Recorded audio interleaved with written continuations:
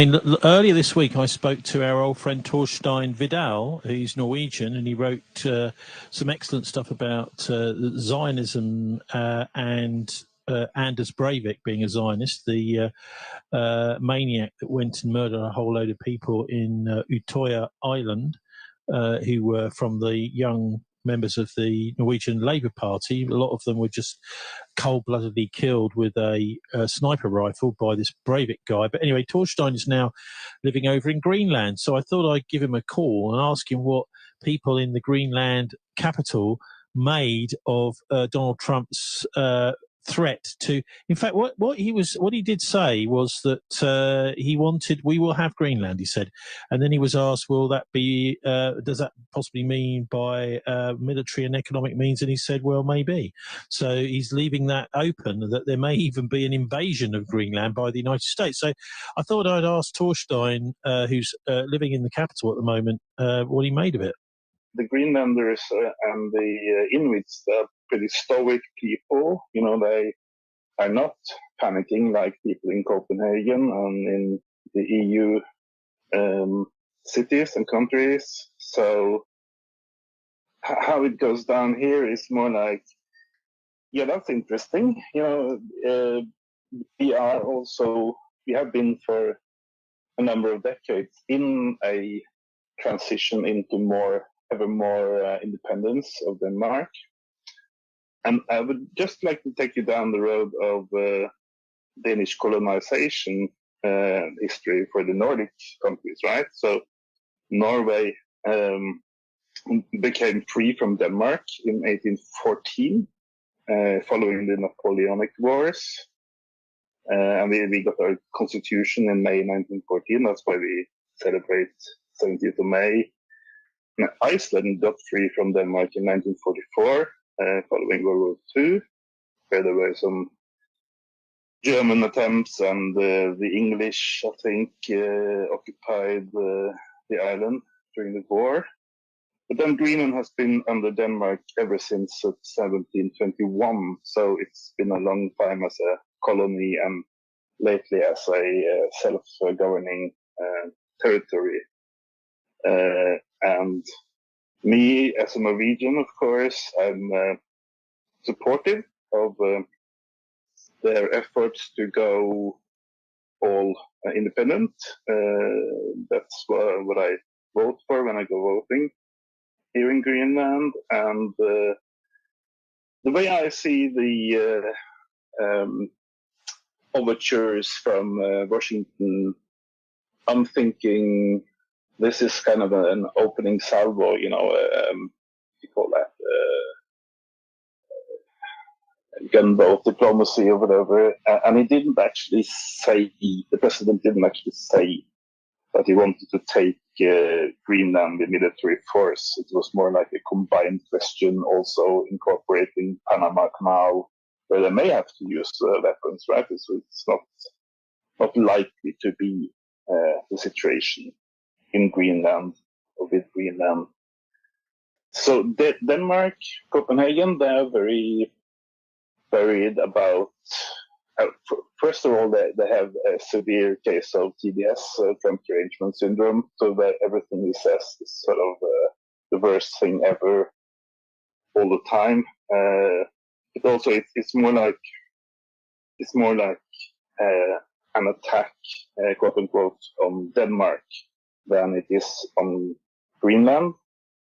And the way I interpret the signals from the politicians here in Greenland, it's more like it's opening up the room for a conversation about how fast we want to go independent and under what terms. You know, America already has the space base up in Thule in northwest Greenland.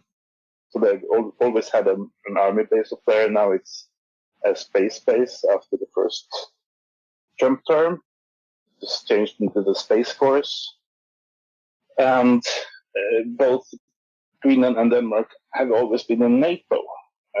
So that means, you know, it's not like we haven't had any US presence here before. it's more like a continuum, and the most realistic prospects for the future for expanding military presence is that one or two new naval bases may appear on the East Coast. I can see that into the future, like 5 or 10 years from now. So that's Torstein Vidal. A longer interview with him will be up on our show page later tonight at thisweek.org.uk. It's lovely to hear his voice. He's sporting an amazingly massive long beard now down to his chest, and looking like almost like a kind of wild man of the hills, now living in the capital of Greenland. But Martin, the reason Greenland seems to be important is that if we've got a split developing in NATO, Greenland is a Danish territory. The Americans have got their eye on it, saying, actually, we want that, thank you. This is a sort of geopolitical thing, isn't it? It is. And of course, Trump takes delight in throwing hand grenades around, and saying that he's going to take over Greenland is one of them. I think that people in Greenland, 85% of them, want to be independent of Denmark.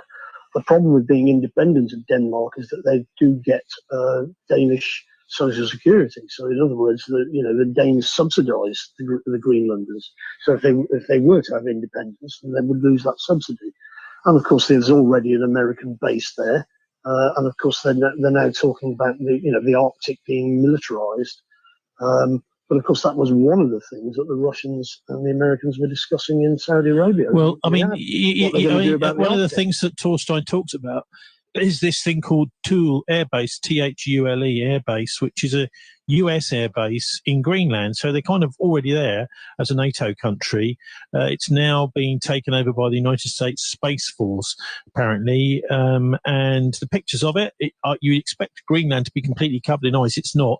The city, which is called Nuuk, the capital, which is where Torstein is mostly green most of the year, as is the Thule Air Base. But the Americans are already in there, Martin. Well, that's right. So they want to take over Greenland for two reasons. A, because of its geographical location in terms of stopping people coming, stopping Russian fleets coming into the Atlantic, but also because there's plenty, because of the Arctic is melting. There's a possibility of all sorts of minerals and oil and so on in Greenland, which the Americans want. It's actually, sorry, I mispronounced it. It's actually pronounced Thule. And in fact, I think Torstein pronounces it Thule. If you look at what the Thule Society is, it's a Nazi organisation. Is a group founded in Munich, funnily enough, just where the security conference takes place, where the Nazi Party headquarters was, where the headquarters of the Pan-European movement that was behind the creation of the EEC and the European Union, where they were too. And it was created shortly after World War I and named after a mythical northern country in Greek legend. So maybe that's why the US government is considering changing the name of this airbase. It does sort of, it's almost like they're doffing their cap to the Nazis, putting that base there and calling it this name. Well, I mean, that's in a way neither here nor there, isn't it? It's to do with the US desire to dominate the Western Hemisphere, the Monroe Doctrine and all the rest of it. I think what might happen is that the Greenlanders will vote, because they're going to have an election very shortly. They may decide to be independent of Denmark, and they could perhaps leave NATO and say the Americans have got to take their base and go home. That would be interesting if that happened, wouldn't it? Would it? I think that they wouldn't be able to do that. Well, they probably wouldn't be allowed to do that, because there's no democracy, is there? We all know that. No, as we're about to hear from... I'm Torstein Vidal. I live in Nuuk in Greenland, and I'm here to write my second novel after the first novel about the terror incidents in Norway back in 2011. And I'm also here to experience the amazing nature and the wilderness and ice and stuff up here in Greenland, because I'm interested in climate and nature and how we're going to go into the future from here. Yeah. So, whereabouts are you in Greenland? It's quite a big country, isn't it? Yeah, this is the west coast. It's ice-free actually all year round because of the part of the Gulf Stream, or the Gulf of America Stream, or whatever you call it now. And Nuuk is the capital of Greenland, where all the shenanigans happen. When it comes to integration with America and disintegration with Copenhagen, Denmark. Mm. I mean, most of us have never been there. Can you just tell us what daily life is like in Greenland? Oh, I would say, apart from the fact that there are no roads or railways going out of the city, it's kind of like an ordinary town of about 30,000 people. People have cars, there are buses, but you cannot sort of leave the city. So that puts a constraint on the level of crime and stuff. Because if you steal a bicycle or whatever, you cannot go anywhere with the bicycle. You cannot send it to Eastern Europe, or so it's kind of more quiet, less stressful. People have slightly more time than in other capitals, and it's also snow and ice for maybe 7 or 8 months of the year. Yeah, I wonder, because we have here in Bristol, we have a pretty bad drug problem. We have got the problem being that we've got cheap drugs, and quite a lot of people come here. So you've got a mixture of homeless living in caravans and homeless in shop doorways, as well as people who are real kind of casualties of society, mentally ill and people like that. I mean, I don't imagine they would survive 5 minutes in Greenland. Yeah, we actually have a bit of a homeless problem, but what happened, I think, during the pandemic, actually, they built some new built shelters for them. And one of the reasons we have homeless people here is that Nuuk is growing very fast in terms of population and businesses and that kind of thing. That's a big economic growth and lack of workers, actually. So it's kind of a boom town in that way. At least that's my impression. So a lot of people sleep on each other's couches and stuff because there are so few available apartments. Yeah. Look, I'm sure most people have guessed why I've contacted you, Torstein, and that is because of this bizarre threat by Donald Trump to take over Panama and the Panama Canal, and also Greenland. So, how's it gone down there? Well, the Greenlanders and the Inuits, they're pretty stoic people. They are not panicking like people in Copenhagen and in the EU cities and countries. So how it goes down here is more like, yeah, that's interesting. We have been for a number of decades in a transition into ever more independence of Denmark. And I would just like to take you down the road of Danish colonization history for the Nordic countries, right? So Norway became free from Denmark in 1814, following the Napoleonic Wars. And we got our constitution in May 1914. That's why we celebrate 17th of May.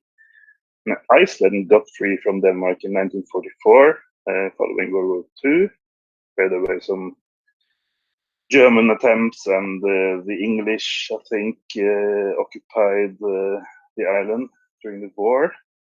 But then Greenland has been under Denmark ever since 1721, so it's been a long time as a colony and lately as a self-governing territory. And me, as a Norwegian, of course, I'm supportive of their efforts to go all independent. That's what I vote for when I go voting here in Greenland. And the way I see the overtures from Washington, I'm thinking this is kind of an opening salvo, what do you call that? Gunboat diplomacy or whatever.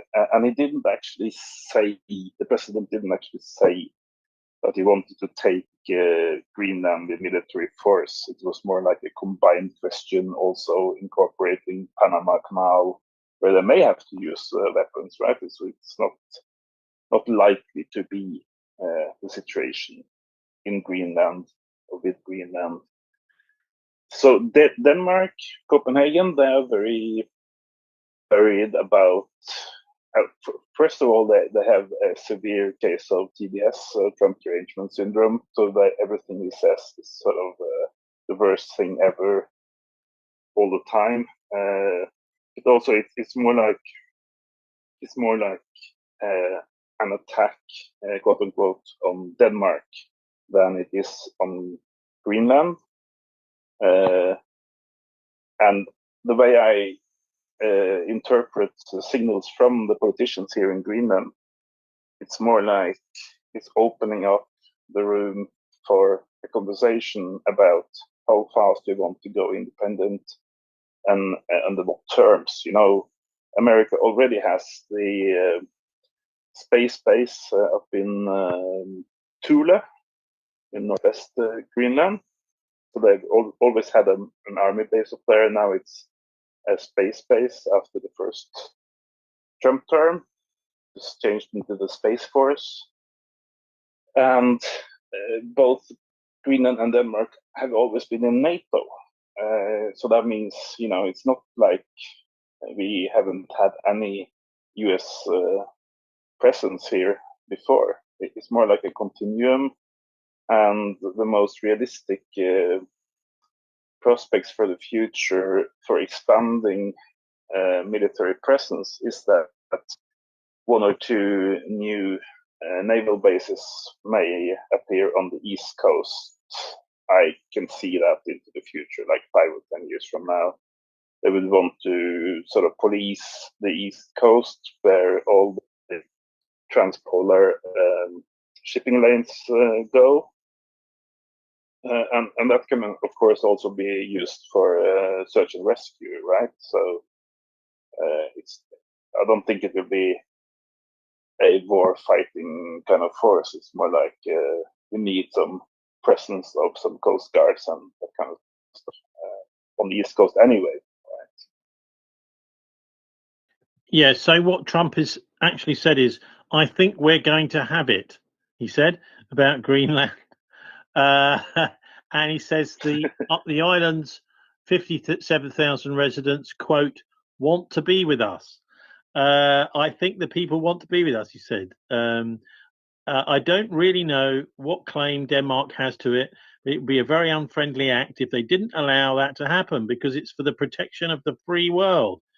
I think Greenland we'll get, because it has to do with freedom of the world, Trump continued. It has nothing to do with the United States, other than we're the one that can provide freedom. They can't. So, I mean, he's pretty adamant that this is. I wonder, and I don't know if this is how this has gone down in Greenland, but there is a sort of split developing, isn't there, between the European NATO and the United States? And it might be that he's thinking, if we're just going to abandon Europe, Trump said in his first term, talked about leaving NATO. That he's thinking, well, actually, this would be a bit dangerous because we would want to make sure that we didn't lose Greenland at the same time. It's very close to us in North America. Yeah, you're very right, Tony. And I think what is going on, sort of on a deeper level, is that the new administration, the new America, they have realized that the multipolar world is here already. And there's, it's a double nature of the America thing. You have America as a nation, but it's also an empire. You all have to know that. So it's an empire, but the new America, as I understand it, they want to pull back from the empire business and let Russia and China have their spheres of influence, and Washington now wants to concentrate on sort of their hemisphere, where Greenland is an integral part. But when it comes to actual changes in policy in Denmark, I don't think it's a very big change, because they already have the highest responsibility for the safety of the area, right? As the head of NATO, so it's like the Americans of yesteryear and the Americans of today or tomorrow will look the same and hang out in the same space base, basically, and they always have had the main responsibility for the security of the island, right? Also, this week, it'd be interesting to get your comments about Trump's comments about the Ukraine war. The British Prime Minister said he thinks we should send troops to Ukraine. I'm not sure if the troops want to go, will go, if he tells them to. Quite often when Tony Blair said we're sending the commandos into somewhere or other, Afghanistan or wherever, a few months later you'd look at your watch and you thought, well, they still haven't left, because they don't necessarily do as the politicians tell them anymore, particularly after the whole weapons of mass destruction, with Iraq. The intelligence people have to prove things sometimes before troops will just go willy-nilly anywhere. Anyway, so there are some checks and balances from the military these days. But anyway, this week Trump has said Zelensky has done a terrible job. This is very much at odds with what the European powers have been saying. He said that he was accusing him of taking advantage of the United States and done a terrible job leading his war-torn country. Also, labelling him a dictator. So I wonder what do you make of this? Looking from Greenland over to Europe and the horrible quagmire that's happened in Ukraine. A modestly successful comedian, says Trump, Vladimir Zelensky, talked the United States of America into spending $350 billion to go into a war that couldn't be won, that never had to start, but a war that he, without the US and Trump, will never be able to settle. That's what Donald Trump posted on Truth Social on Wednesday this week. Anyway, what do you make of it? Well, what you've seen the past couple of years is, in a way, the final capitulation or the failing of the American empire, right? With the European powers being a part of that empire, and they kind of failed on the war path down there in Ukraine. And what you're seeing now with the European Union is it's become almost like a rump empire, right? Leftover part of the American empire that these days doesn't really know what to do with itself. And the Munich conference and the speech of J.D. Vance was an amazing historical kind of clash of two ways of thinking. I think one of the reasons it was such a big shock for the Europeans is that they had actually not expected that it was possible for Donald Trump to come back, because all their media had been poo-pooing and ridiculing Trump for like 8 or 10 years, and there was sort of no way that he would ever be that popular in America. So little did they know it would be a landslide in America. And I see that Ukraine war episode as sort of the last attempt for the Western powers or the empire to go to Moscow and to split up Russia into 100 tiny districts, which was their stated goal or dream. I'm pretty sure it is the last part, last chapter of the US empire, and I think many people, at least people I've been talking to in Scandinavia, are happy to see America retracting back to their own kind of part of the world and getting another role in geopolitical affairs. Well, yeah, but they're not doing that in the Middle East. They're talking about turning Gaza into some sort of American holiday resort. But anyway, in Scandinavia, but I don't want to get sort of into Middle East straight away. But in Scandinavia, how has this all gone down? You know, because you've had Sweden and Finland going over to join NATO. I just wonder if people in Scandinavia think that's a good plan. That they've had enough of being neutral. I think it's a terrible plan. As I said, it's the very last days of the US empire, and joining NATO now after being peaceful with Russia for 800 years is a very, very bad idea. And they also make themselves out to be the number one target for any potential attack from Russia because of their proximity to Moscow, right? Yeah, do you want to say something about Middle East, Gaza? Because the Americans clearly are carrying on getting involved there. I was at a pro-Palestine demonstration a year ago, and it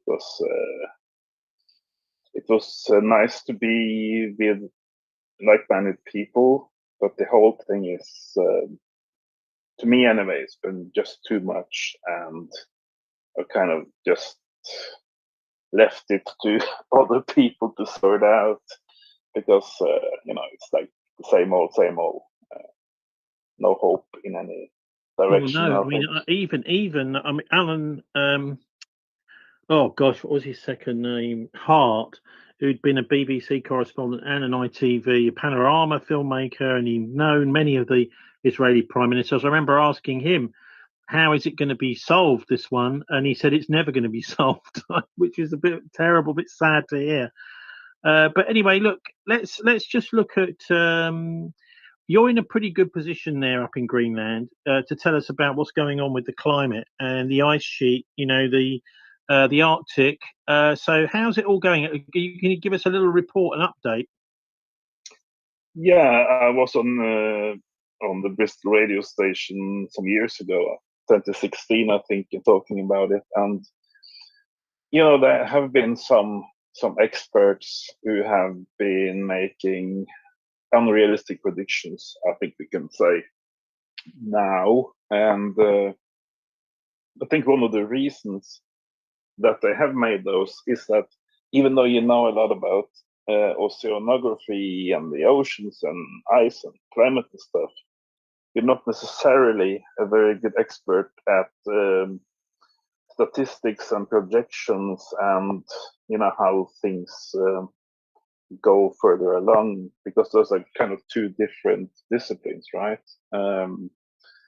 So yeah, I follow the data for the ice in particular for one reason, and one reason alone, is that 10 years ago or so, I found out that I could not trust anyone in politics or in the media or any pundits at all about climate and where we were going. So the only way to kind of figure out what is going on is to look at the hard data from Antarctica and from the Arctic.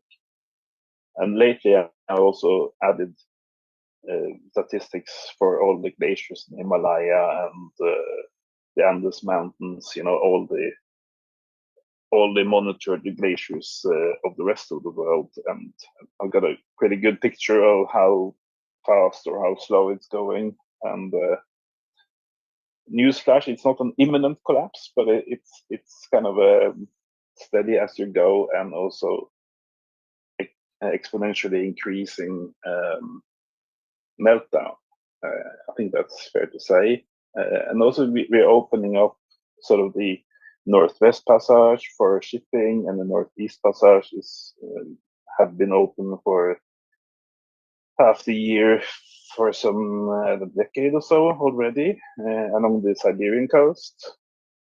And the big efficiency dream or target in the future is that you can actually go over the North Pole itself, which is, of course, the shortest way from Japan to Western Europe is to sail through the North Pole when the last of the sea ice is gone.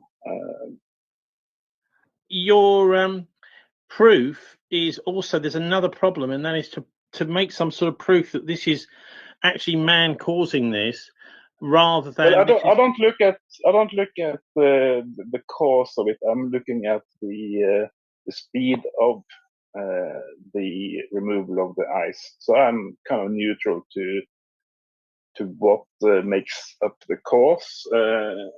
Actually, in many ways, nature is now the biggest source of methane and CO2 for a number of reasons. So humans are no longer the biggest cause of global warming, at least the way I see the numbers or read the numbers. So I'm just looking basically at what the ice is doing, and not trying to source it to Europe or America or China or whatever, because that's a much more complicated issue, I think. Surely in Nuuk, you're actually in a pretty good position to actually see and chat to people who can remember where ice used to come to year after year, to actually see it. I mean, we here in southern England, okay, so I can tell you in the 1960s, there seemed to be a lot more snow that would stay for longer, sometimes for a week, sometimes for a few weeks. Now, virtually nothing this winter, for example, at all. But you're in quite a good position there to see the ice receding, aren't you? Yes and no. Actually, one of the first things I asked the local Inuits about when I came here in 2017 was, does it usually ice over on the fjord, or does it not? And what I heard was that this was from a 30 or 40-year-old man, and he said he could never remember it ever being sea ice here on the fjord. So the ice that we get and that I take pictures of and stuff is in many cases the ice that comes here is older than civilization itself. It's more than 10,000 years old, and it comes from the interior, from the ice sheet, and it calves into the fjord and travels out here. So that's actually what we're looking at. We're not looking at saltwater ice. We're looking at the mountain ice right here on the west coast, anyway. So if people are interested in, I mean, you've obviously, spent quite a lot of time looking into this. People are interested in trying to get an independent perspective on what's actually going on with climate change, in terms of, not, as you say, in terms of the cause, but actually the effect of whatever is causing it. It could be the sun, it could be man, it could be all sorts of different things. And actually, it could be just changing, we don't really know why necessarily. Where are good places? Can you give us a few good places to go online to find out, or maybe books, that sort of thing? Yeah, what we are doing is looking into the, in many cases, flawed or hoax nature of climate policies. In my living memory, it's always been a lie, a hoax, whenever a politician says that he or she has the solution, and they're doing this and that, and they are going to do this when they're elected and stuff, and all of those promises, and even the suggested solutions that they come up with, like the Green New Deal and stuff, turn out to be, on closer inspection, very, very bad and also devastating for ecology solutions.